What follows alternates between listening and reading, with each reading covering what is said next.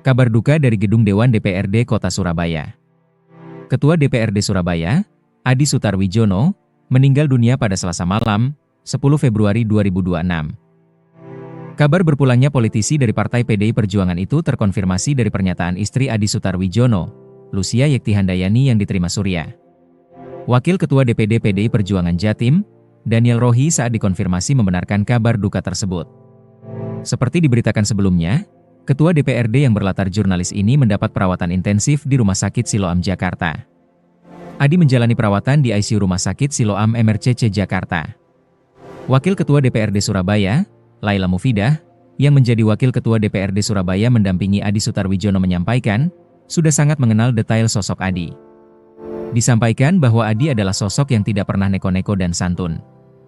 Memberi kebebasan kepada wakil dan para anggotanya di depan untuk menjalankan tugas sesuai tupoksinya masing-masing.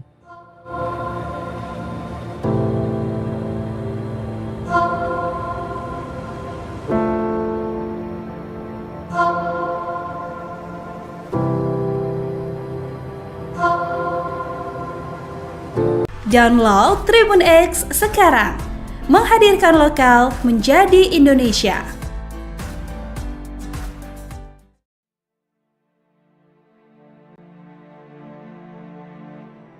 Kabar duka dari Gedung Dewan DPRD Kota Surabaya.